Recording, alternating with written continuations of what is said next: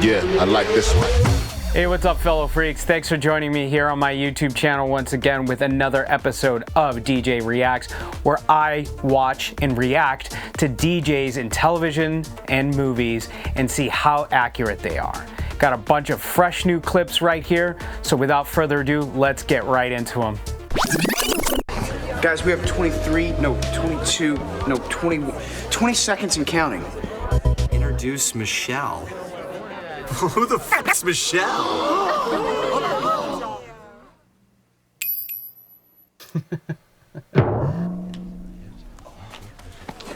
What the hell is that? I'm pretty sure that's a sign for Michelle, buddy. What are we supposed to do? Introduce Michelle? I'm not introducing Michelle. Yeah, you are, because I'm sure as hell not gonna do it. Yeah, we don't have a mic.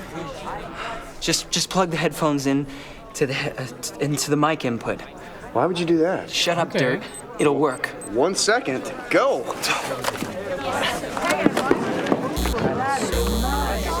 Go. Oh no, it's not.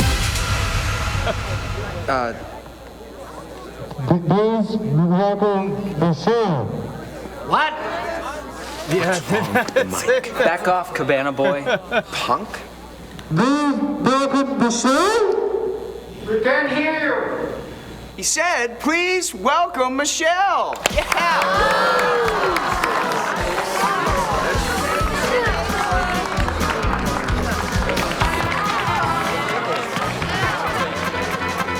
Play the song. I'm playing it, Freakazoid. Give me the headphones. Good job, buddy.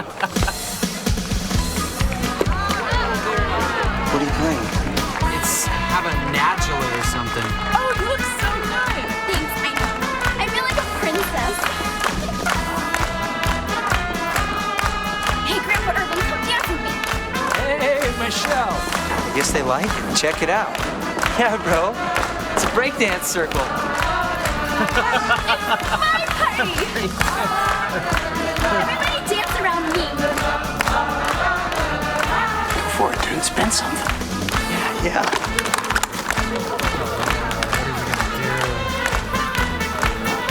There's that DNC, baby. I see you. I see you. I got that one. Oh no. I got that one. How about if I bring it around? Come on, dude. You like that? Nice How about if I move, spin it? Drop down. What's the word? Stop. That's supposed to be breakdance. So now, fool. Whoa, no one's gonna challenge Tim now. He smoked that guy. Stop that racket. What? Give me that. No. Oh, man. You broke my record. What are you gonna do, cry about it? Dude. Larry, why don't you go get the maitre d' and have him pass out the brisket? Sure thing, Joel. That is like so wrong on so What's many going on? Listen up, so I don't have to sound like a broken record. These are the giveaways. These are the costumes. Kids get the giveaways, you wear the costumes. Got it? I would have break my record. You kidding me, man? What? Where's Larry? He went to the kitchen. I'll be right back. All right.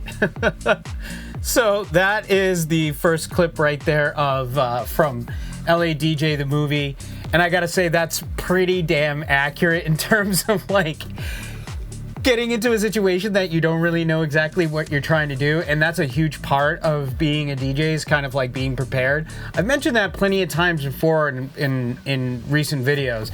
And like that's a really big thing, like knowing exactly what you're getting yourself into. It plays really funny. They do a lot of like really kind of corny little comedy beats right there, but it's effective and it really sets the point.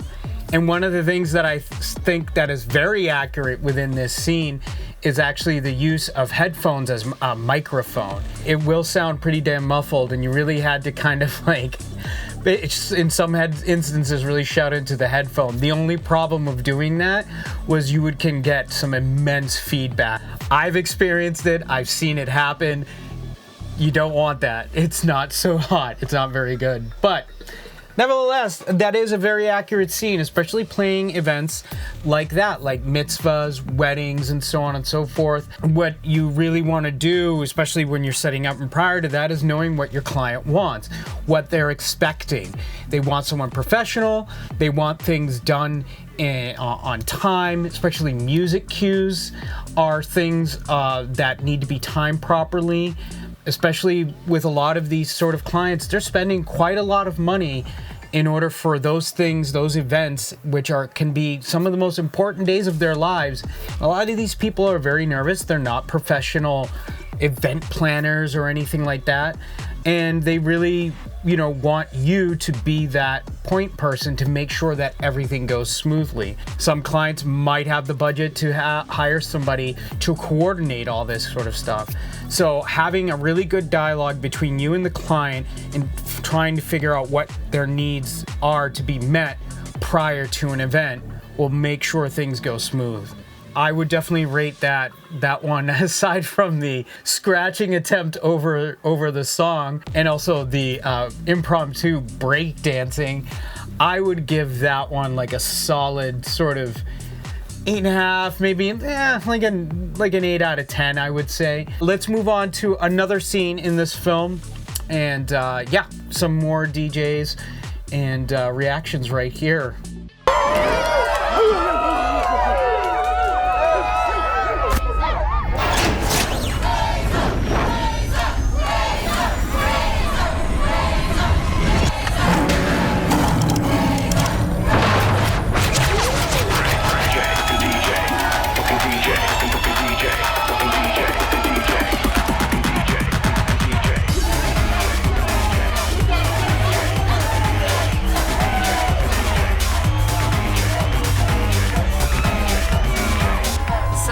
Registered for the next competition in Chicago. Chicago?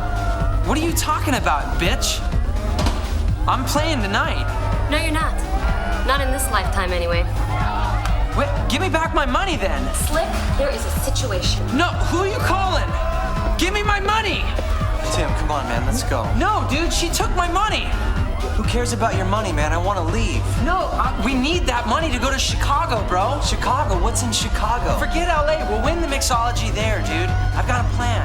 You know what, dude? I am so sick of your bullshit. You want money? Here, dude. Just take my half. Where are you going?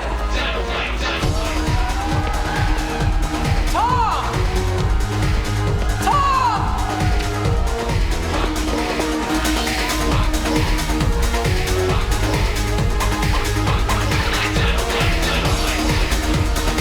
Got some scratching there. It's got kind of like almost like a Bad Boy Bill vibe kind of going.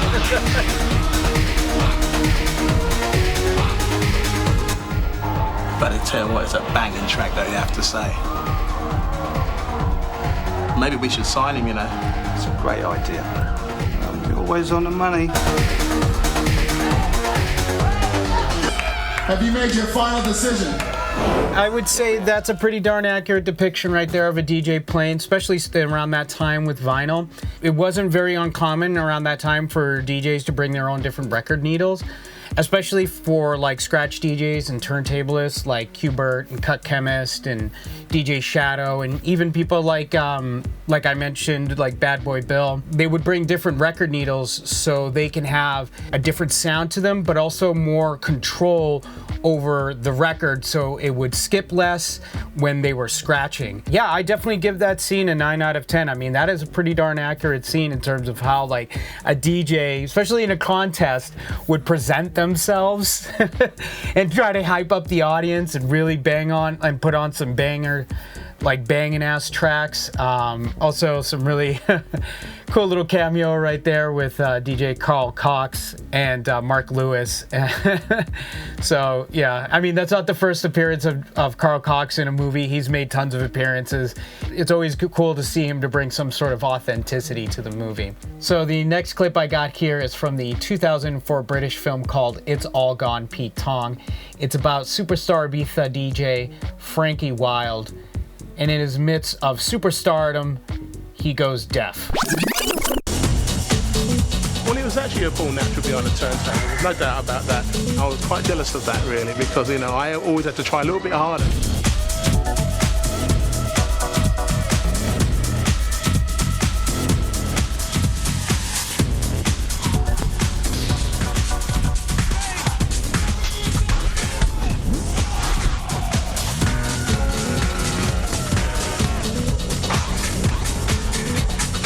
Okay.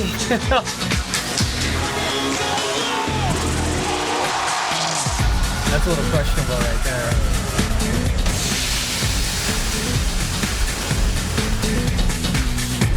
Frankie Y, el DJ más bueno de la isla. Super loco. Nawet gdy jestem głuchy, to słucham Frankiego jak nigdy. Hearing this in headphones, you can probably actually hear sort of like what it sounds like, almost like a split cue, which I think is a really cool way to represent what the DJ's hearing in the headphones in the booth. Really like the filmmakers on how they were able to portray that. That was actually really kind of cool. But for the actor playing Frankie Wilde and the way that he's handling that record is actually really sloppy. If I'm coming from a technical perspective in that way, the way that he's touching the record and the way that he throws the record into or rather not on beat is kind of unsettling. And then you don't hear it on beat and he seems to still kind of commit to it. And then the mix comes out really perfectly as he moves the crossfader over. I'm not really sure about that, like as if that's not really how it works. Not that you can't use a crossfader when you're mixing, you can absolutely can. But there's a couple more steps prior to doing that before you can really commit to transferring over to that new song. It can be that simple where it's literally, I mean, you have the record in, you can immediately cue it up, hit it right on beat, and then slide it right on over and have a really smooth transition. But that wasn't, to me, it didn't sound like a smooth transition at all. Also, the thing that I want to note too is that I think it's pretty hilarious. I mean, the size of his headphone, I mean, it's like the size of like a small speaker. Like, it's a little over the top. Maybe it was just something that the costume designers thought that would be kind of cool, and the director too as well, to think that this would be a really interesting component to the character. So we're gonna move on to another scene from the movie. It's another really interesting scene, so let's check that one out. Well, legend has it that Frank's problem started quite undramatically. It was the simplest thing in the world that kicked it off. It was years and years of noise was the basis of the problem, but the very beginnings of it in his life started very plainly.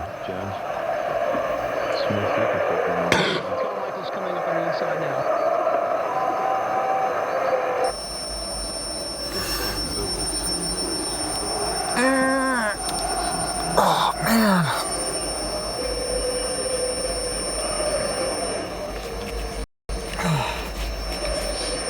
I'm starting to feel it too. Holy crap. Yeah. Yeah.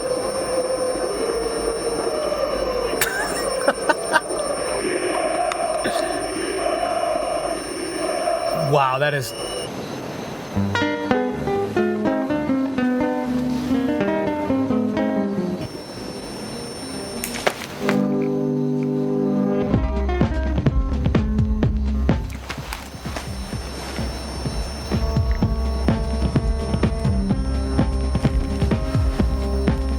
Frankie's problem is actually quite a common problem amongst DJs. It's an occupational hazard. They're working in the clubs, and the noise just takes its toll. Someone like Frankie having a problem like that, I thought this geezer's gonna go. He's gonna lose it. And he did lose it. I watched him lose it slowly but surely. That ringing sound, holy crap. I mean, you saw my reaction. That was so spot on in terms of a night of either DJing or going out to a really loud venue and you're coming back and you're hearing that ringing noise. I mean, that's just, I mean, it's pretty much tinnitus is what that symptom is.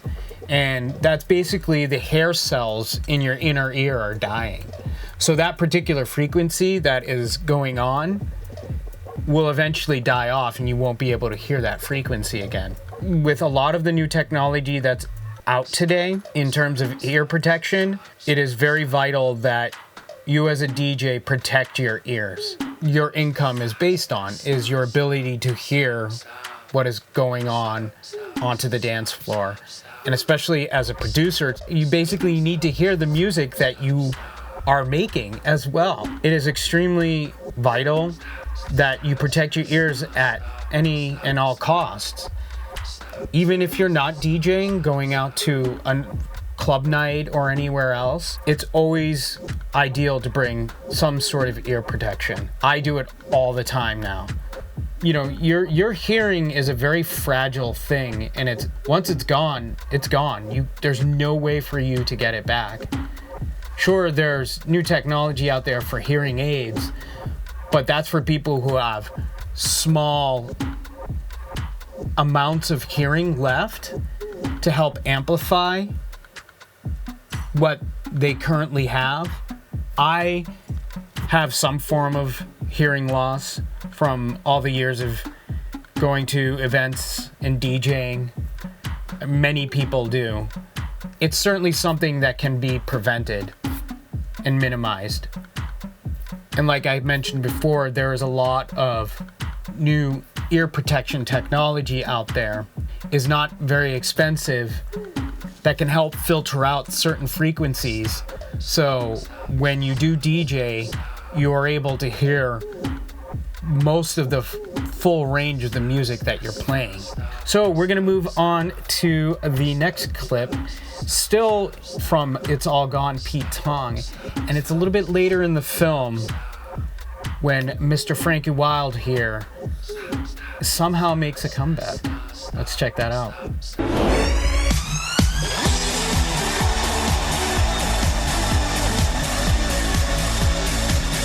Wow, what a way to fucking slam it right in.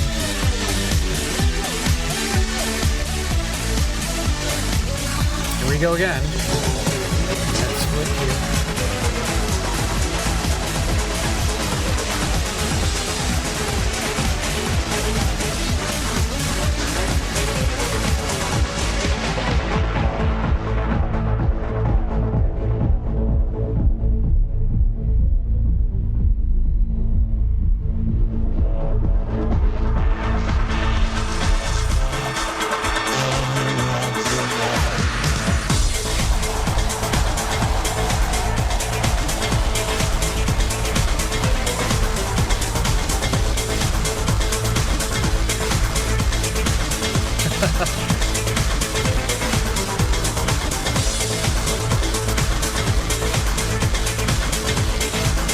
Probably never thought he'd ever feel that again, and to come back and actually feel that and more, it was a great experience, and everybody that was in the room shared the same experience. It was really, really special.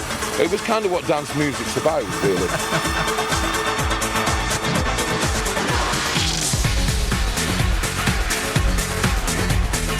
Okay. Start playing sparking big time.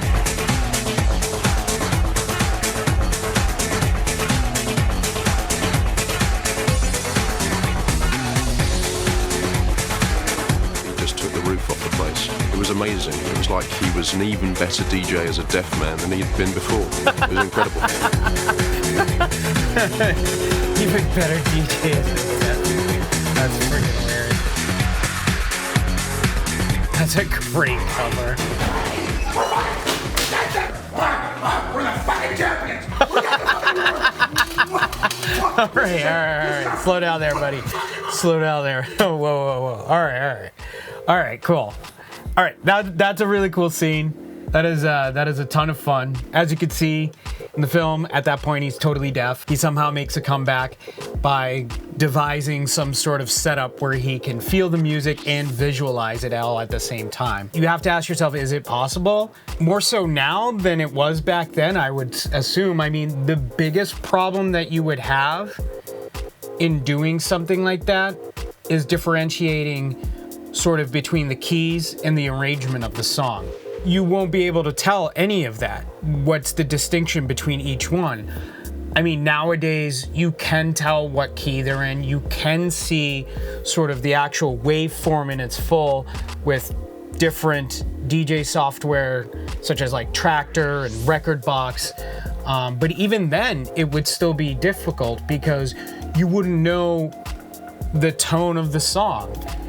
It's all just different colored waveforms unless you knew the songs that you were going to play already beforehand just by the title, and then therefore you can play that again. But that's not impossible, but it's going to be extremely difficult because you're going to have your sets pretty much already planned out prior and mix the records the way that you remember how you did it.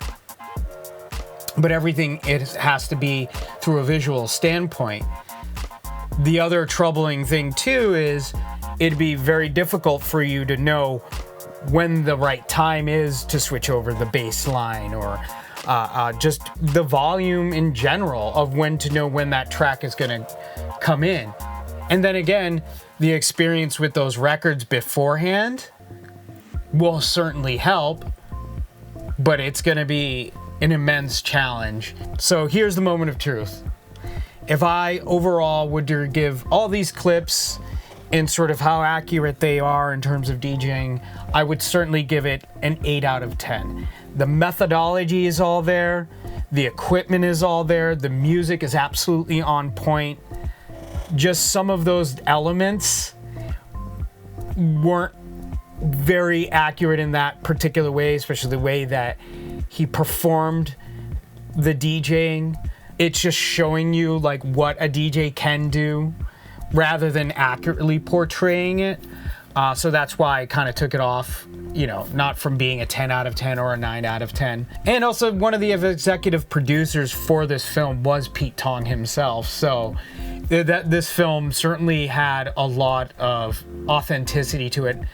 And even more so than some of the previous clips, because they're actually playing in a real venue in Ibiza, which was Creamfields, which was a huge venue at the time. So yeah, I mean, overall it's a really good movie. It's got a lot of really heartfelt moments in it, and again, the music is absolutely on point, so I definitely highly recommend that. So anyways, this about wraps things up for this episode of DJ Reacts. I will be looking out into the comments for any more suggestions of DJs in movies and television, so please go on and do that. And I will also be checking out some documentaries in the future about electronic music, and I will be probably posting those over, the full-length versions of those, over on my Patreon page once I finally kind of get that all set up. So yeah, be on the lookout for that. All right, I'll catch you the same bad time, same bad channel. Peace.